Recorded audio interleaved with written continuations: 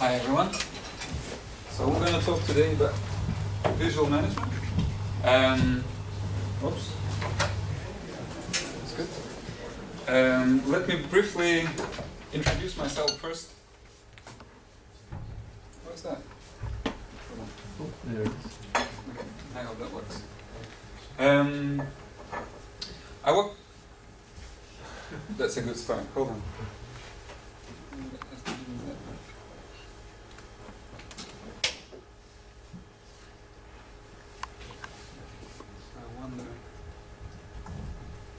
Okay, let's see.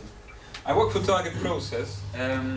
We're a software company ourselves, and basically the things maybe that are important to know. We've worked Agile since about 10 years now. We're about 90 people. And the culture of the company that we have is really based a lot on learning. When we hire people, we ask how they learn. It's important that people want to learn. We don't hire the stars from the beginning. We will raise many stars. And the thing about learning is that once in our path of a software company, we stumbled across this topic of visualization, and the whole entire domain in information visualization, got so fascinated by it and started really pulling a lot of things out of it and putting it into our product, which happens to be a software that visualizes and manages work that Agile teams and companies do. So it's like an Agile project management tool. And basically the things that we'll be looking at today will be some findings that we had along the way of digging into the visualization domain, doing some research in that. And I'm one of the people in the team that are doing research in information visualization. Basically, why are we talking about visualization and why that's important for us? We all live in the environment with a lot of information. That's obvious for everyone. In the 21st century, there are a lot of information noise around us. We need to make sense out of it. So basically, we want to be able to use our eyes as a fast track to our brain in order to interpret the information quickly, not to be experts for that. And looking at information, we want to be able to make discoveries pretty quickly. And when we make those discoveries, sometimes we need to stop and study things in more detail. And what's even more important at times is that we can not only let information tell us stories, but we can also tell that story further, yeah? Either to our customers or to our colleagues, that we don't let them go through a big Excel sheet in order when telling some story to them about a project we're all working on or something, but by giving it to them in a quality visual way and everybody's on the same page. This brings us to visual management, and here I want to say that visual management is definitely a quite broad term. Some people understand different things under that. Let me just say what I mean by visual management here. Basically, we're in the context of Agile project work. I don't know how many of you are developers in this room. Okay, and how many of you are team leaders or in some project management positions? Okay.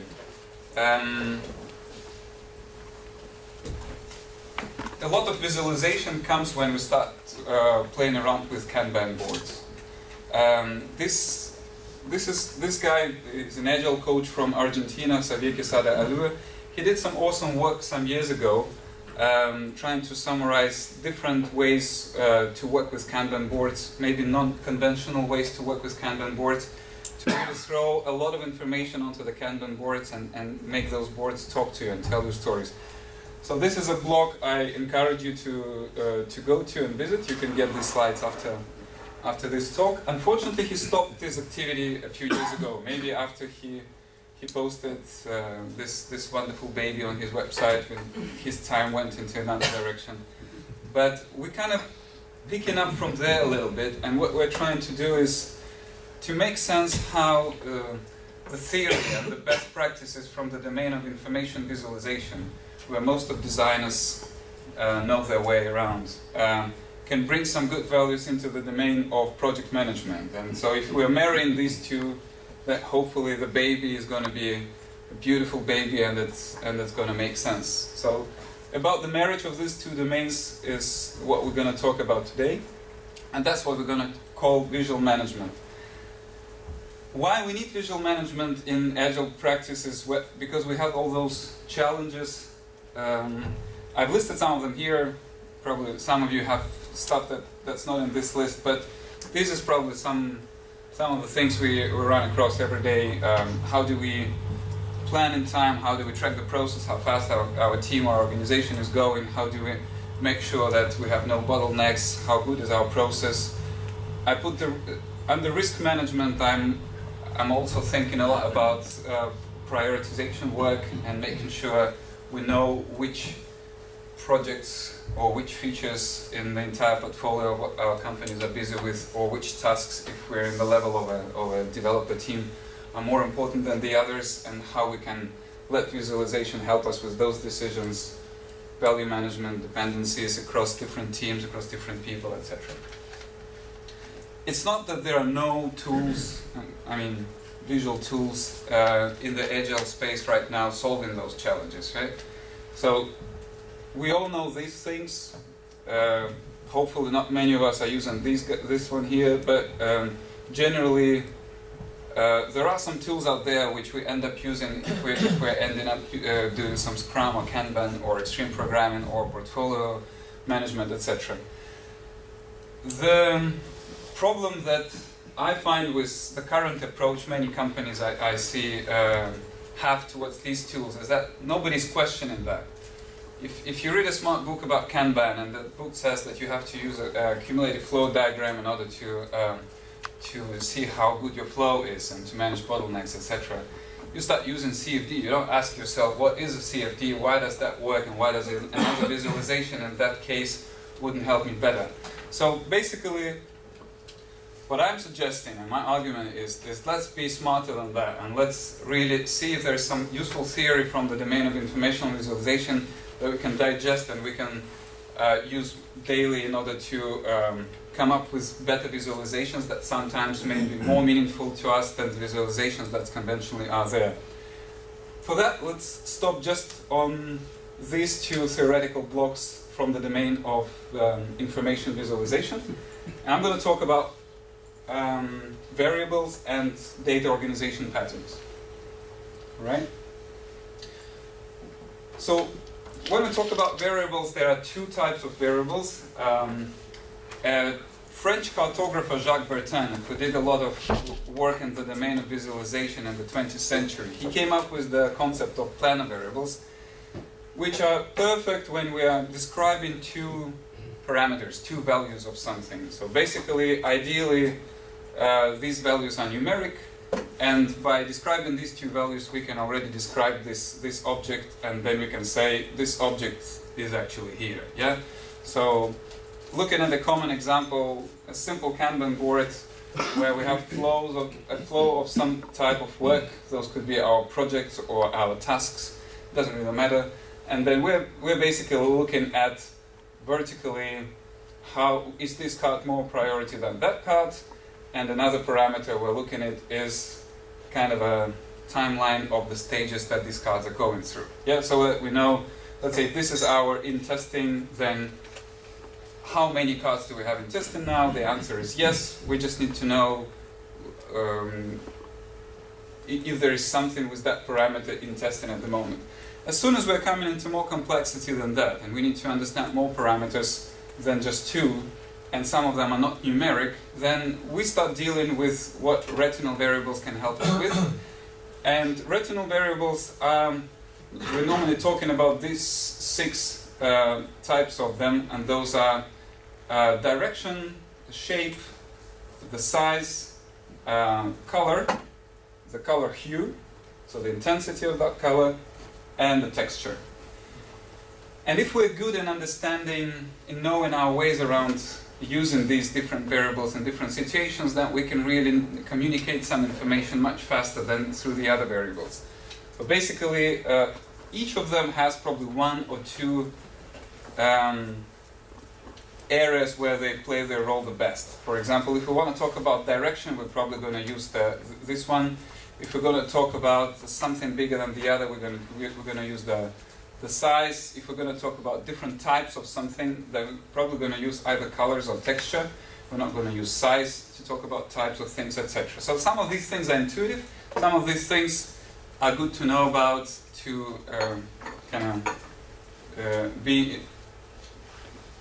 to use them in a smart way and know how you use them. That's a good example. So, quick answer: how many horses do you see in that picture? Who's the fast to answer? 3. Who says 3? Okay. Who says 5? Good. Any more than 5?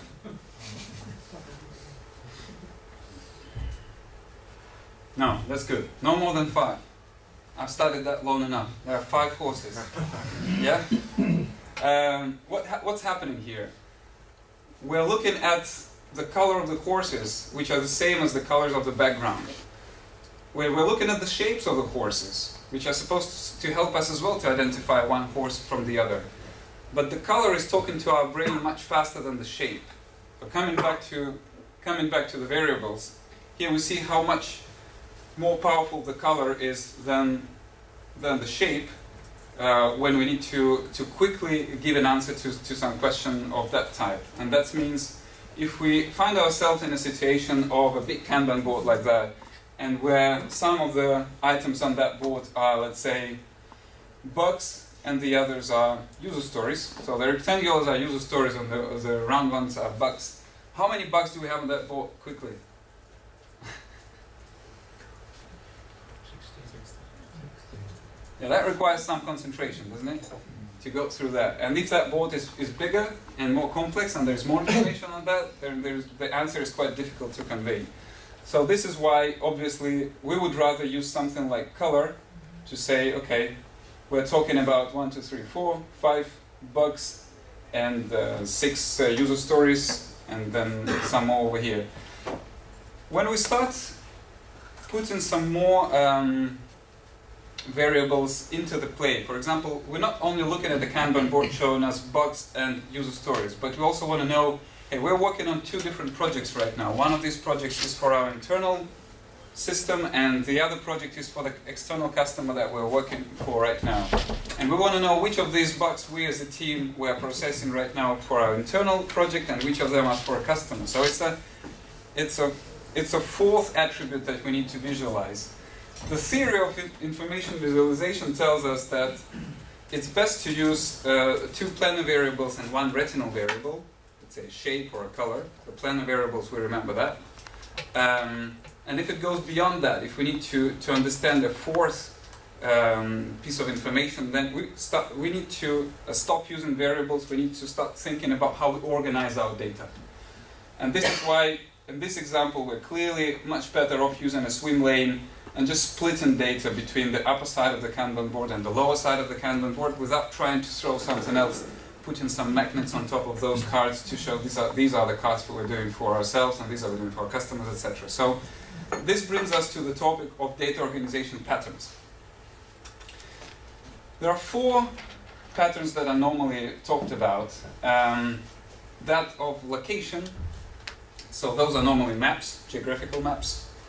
That of a network, here we're talking about how something relates to something. So those are relations, mother-child relations, different end-to-end relations, dependencies, blockers, and hierarchical lists, so to say.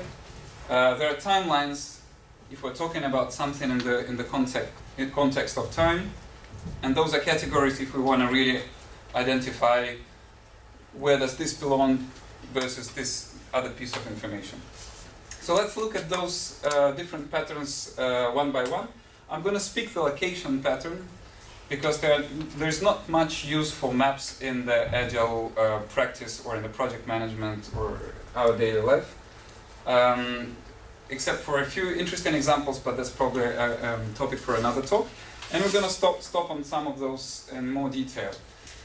A good thing in order to know which of the data organization patterns to use is to be able to ask the right question and make sure that we are choosing the right one for the question. So if we're asking the question when, we're probably going to look at timelines. If the question is how something relates to something, then we're going to look at networks. And if the question is of what type do we have this versus the type of this other what that we have. Then we're going to look at category grouping. So let's look at the first example. The question is, how is something related to something? We're looking here at a dendrogram showing a relation of different work elements inside one big project. So we have here as a parent item a project, which is then split into epics or features, which are then further split into user stories, which are then further split, let's say, into tasks, or maybe some test cases written for those user stories, or whatever the further child relationship may be. So a good, nice dendrogram like that immediately gives us a nice focus on things and where they belong to. Yeah? If you look at that, it's quite easy to answer what does this task belong to. Whereas looking at a huge list of things, even if we start coloring them in different colors and making sure we keep in mind what this color code means, etc. A real life example here of a McLaren team.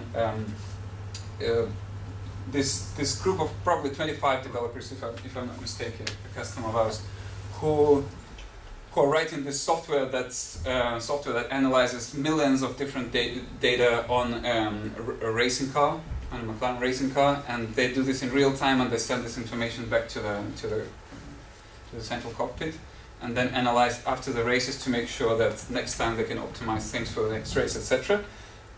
Pretty mission critical software. They go in sprints and releases, and every time they're planning a new release with the stakeholders for this software, the development manager of that team prints out a 3-meter long network like that, which is a very useful exercise for them to just stand in front of that wall and just take a mark and just say, oh, that one, that one, that one, that one, and that one, we're going to take it into the next release. And everybody can immediately see where that relates to and make sure they make the right decision, that they're not just focusing on parts of one feature and completely neglecting some other components which are important for the entire system, etc.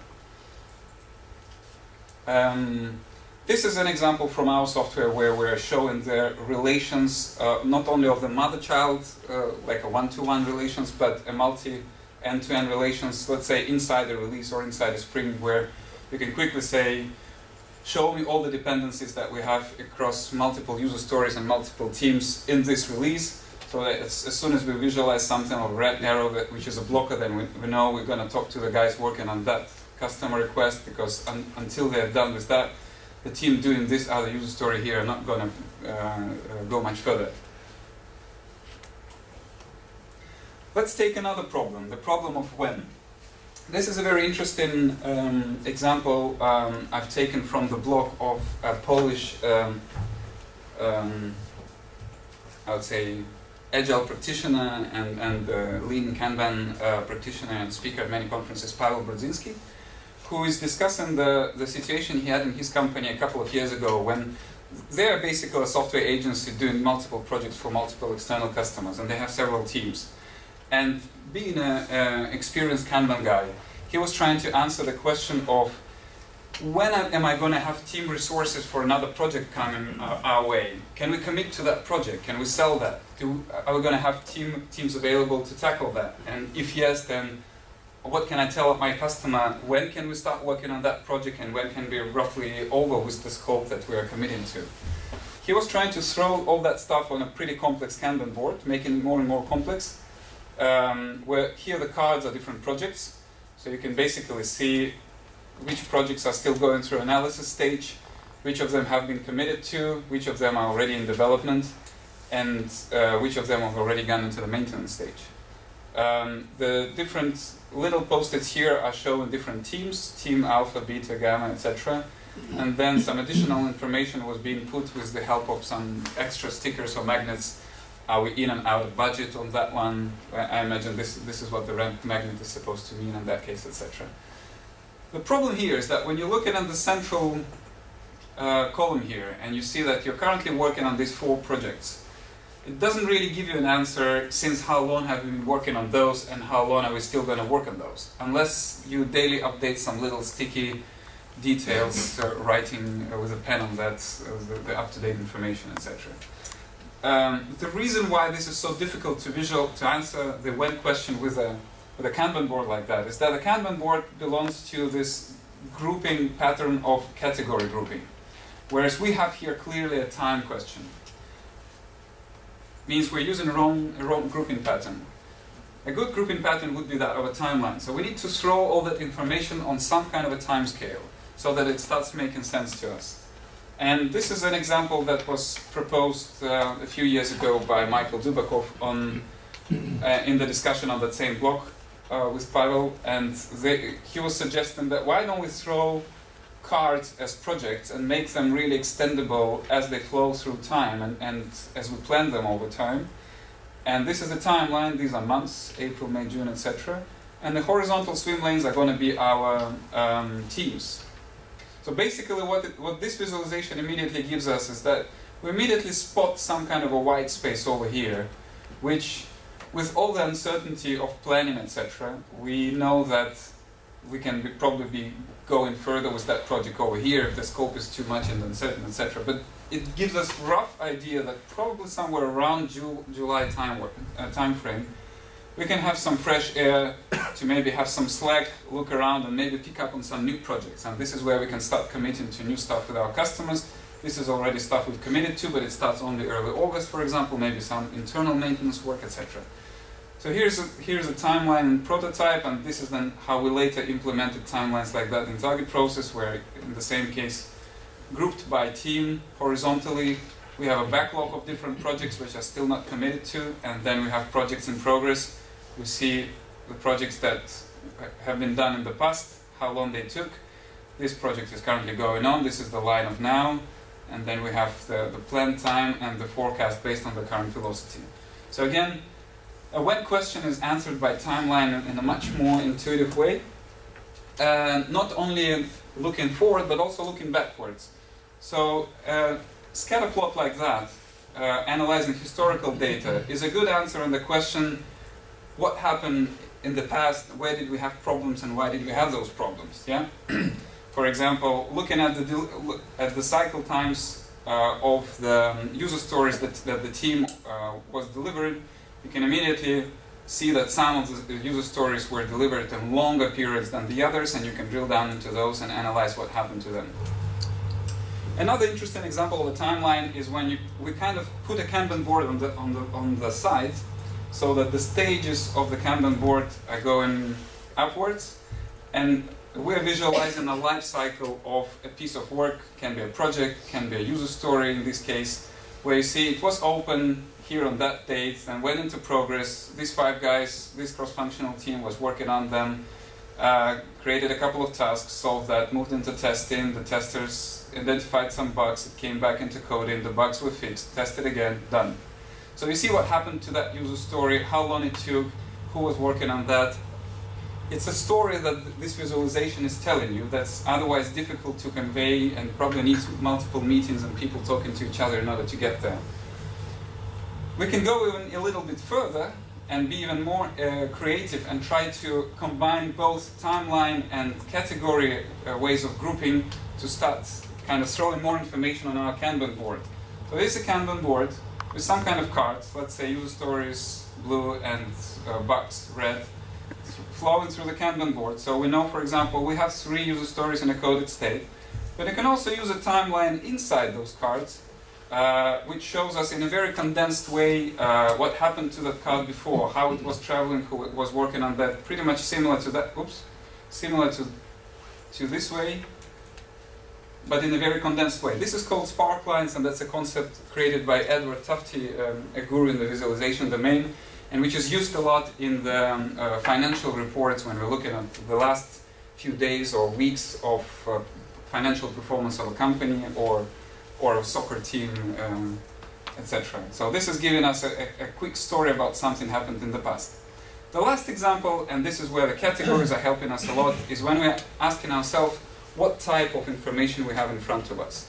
And this is probably a very typical example of portfolio management on an analysis stage when we have different kinds of projects that we do for different internal or external customers, depending on whether you have a product or service background. And then we try to put them on a matrix like that to analyze them from the perspective of the revenue that it's going to bring us and the risk based on uncertainty or other factors that is related to each of those projects. And we can also use the color coding, which is our retinal variable we looked at earlier, here in order to identify projects of different type or of different customers. So for example, all projects of the red color belong to one customer and of the blue to customer B. And the retinal variable of size can tell us of the scope of the project.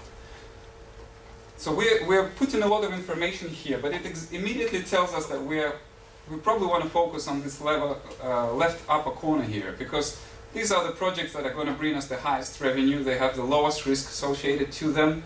And we're immediately tackling two customers at the same time. We're making happy with bringing them some functionality. And after we've done these two, we're thinking, shall we take the one which is also low risk, but of a bigger scope, so probably take us much longer, or shall we maybe think about another small project for a customer A of the red color, or if the customer of the yellow color is pissed off that's not getting any functionality from us, we're going to probably start working on that project after that.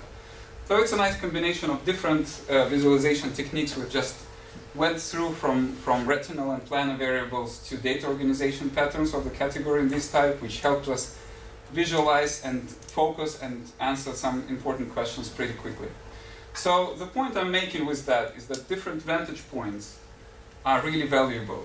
Let's try not to look at information from the same angle that probably we saw other people doing. Let's not look at them as lists or Kanban boards, regardless what. Let's be creative and let's try to throw another perspective of a timeline maybe, or of a zoom in and zoom out perspective, and look at the same data from different perspectives. Depending on our situation and the role that we are in, it may be giving us really unexpected answers and help us focus on information much faster. That's pretty much it. I think we're in time. Just second verse? Yeah. Okay. And if you want to dig into that subject further, I recommend these two names, Edward Tufte and Jacques Bertin. You'll get the slides after the conference. I'll probably put it on Twitter or something. And so that would be the must-have reading I would recommend if you really want to go in that direction. And then some easier reading on information anxiety in the back of the napkin. You probably heard of those titles. Or check out the Targetprocess blog. We're putting some interesting stories out there as well. Thanks for your time and attention.